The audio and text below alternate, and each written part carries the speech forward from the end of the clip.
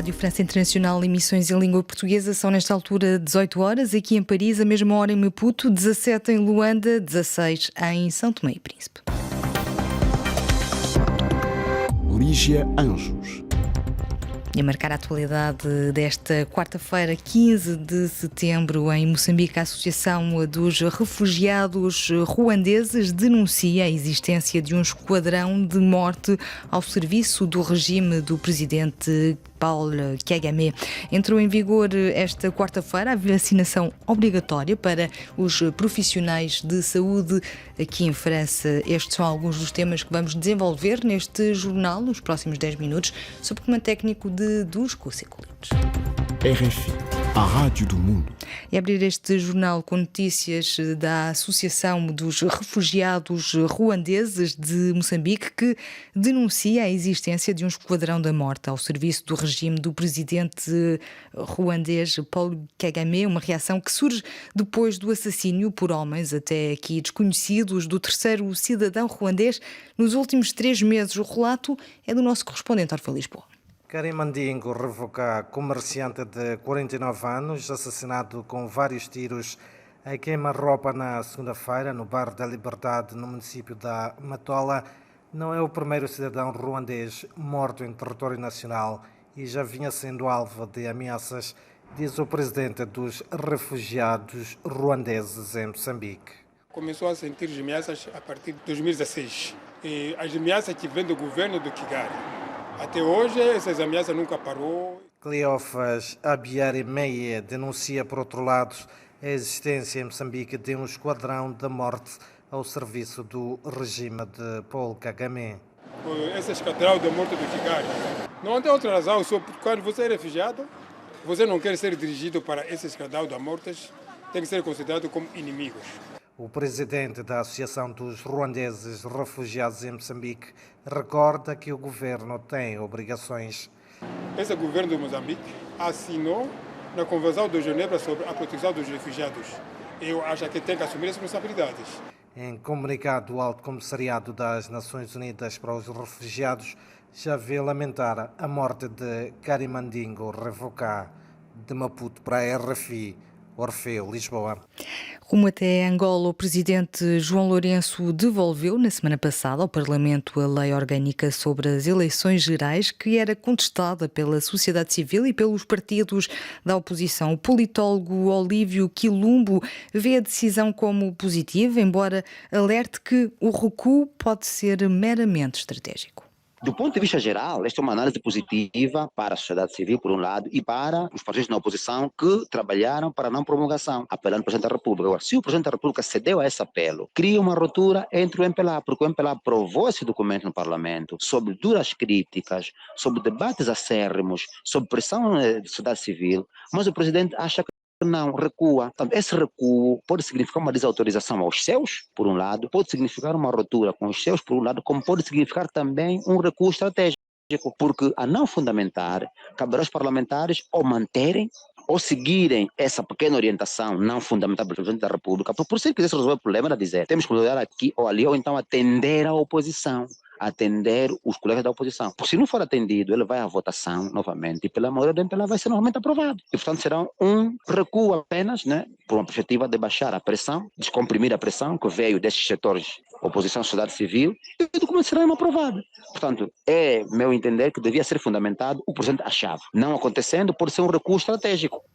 Declarações de Olívio Quilumbo, politólogo angolano, entrevistado por Karina Branco, ele que é o nosso convidado desta quarta-feira. Maputo 105 FM. Em França, passou a ser obrigatório a partir de hoje para os profissionais de saúde estarem vacinados contra a Covid-19, com muitos enfermeiros e pessoal hospitalar a alegar que foram pressionados a fazê-lo pelas hierarquias. Stéphanie dos Santos Campanha trabalha na farmácia do Institut Gustave Roussy, o maior centro de luta contra o cancro na Europa, que fica na região parisiense, e confirma esta pressão. O governamento francês não pode fazer isso.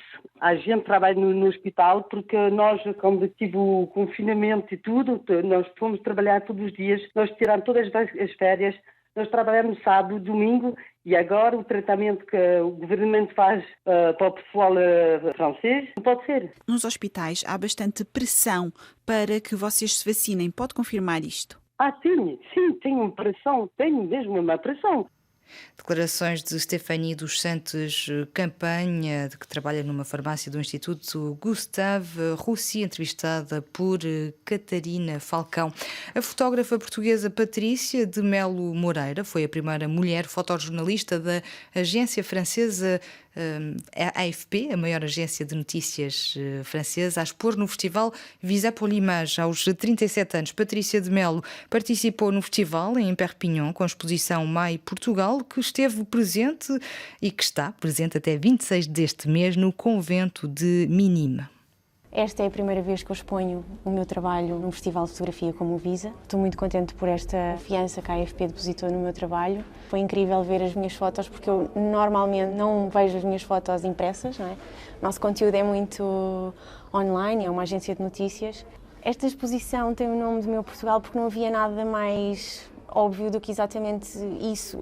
Durante estes 12 anos trabalhei sempre em Portugal e cubro diferentes aspectos da sociedade portuguesa.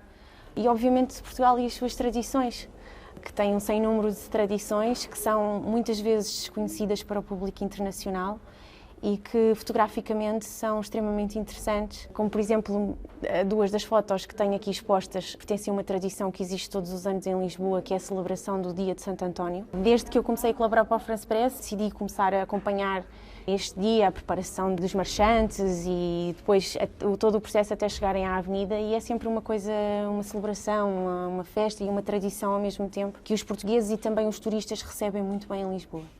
A fotojornalista Patrícia de Melo Moreira, que esteve presente com exposição no Festival de Visa pour l'Image e que continua presente com uma exposição presente no convento de Minime. A União Europeia vai doar 100 milhões de euros de ajuda humanitária ao Afeganistão, anunciou esta manhã a Presidente da Comissão Europeia no Parlamento Europeu. A líder do Executivo Comunitário, no discurso sobre o Estado da União Europeia, referiu que o apoio deve centrar-se em evitar os riscos reais de uma grande fome e o desastre humanitário. Não toquem mais nas minhas roupas é o mote da campanha, que se está a tornar viral nas redes sociais. Centenas de tweets de mulheres residentes tanto no Afeganistão como no estrangeiro têm partilhado fotografias vestidas com as roupas coloridas em sinal de protesto contra a burca escura que cobre todo o rosto e corpo da mulher afegã. E no desporto, a seleção angolana de futsal perdeu por 4-8 frente ao Japão na estreia do Campeonato do Mundo da modalidade que decorre na Lituânia. Em conferência de imprensa, Rui Sampaio, selecionador angolano, apontou alguns erros que a equipa cometeu e terá de corrigir antes de defrontar o Paraguai. Nós, a perder 2-0, reduzimos para 2-1 e o terceiro golo, acho que uma decisão de arbitragem, mal ou bem, mexeu-nos com o nosso íntimo, não é? No segundo tempo nós entramos bem, 20 segundos fizemos 3-2, mas infelizmente voltamos a sofrer 4-2 de uma má decisão de arbitragem. Que a bola não tocou em ninguém, mas assim eles decidiram, vamos respeitar. Mas depois foi um descalabro total, onde nós, infelizmente, individualmente, oferecemos os outros 4 golos. Nós oferecemos 4 golos. E então os 2 últimos, pior porque o grupo estava compenetrado e convicto que podíamos chegar pelo menos ao empate. Mas eu posso dizer que eu estou satisfeito, porque nós mostramos que sabemos jogar futsal. Agora, viu-se a diferença de que é sermos amadores e os outros serem profissionais. As oportunidades todas que eles tiveram, na sua maioria eles fizeram. E nós tivemos N oportunidades e não fizemos golo. Então nós temos que nos queixar de nós próprios. Mas acredito que ainda tem 2 jogos e por aquilo que nós queremos, podemos fazer 4 pontos, que é a nossa meta. Vai ser difícil o próximo jogo, vai muito difícil. O Paraguai também é uma seleção também muito forte, mas nós também, eu acho, e tenho convicção que nós também somos uma seleção forte. Se não cometermos os erros que cometemos hoje, nós vamos fazer um bom jogo e acredito que os nossos objetivos ainda estão em aberto e podemos atingir. Rui Sampaio, selecionador angolano, com este trabalho, Angola ocupa o terceiro, com este resultado, ocupa o terceiro lugar, assim, sem nenhum ponto, bem como o Paraguai, o próximo adversário da seleção angolana de futsal.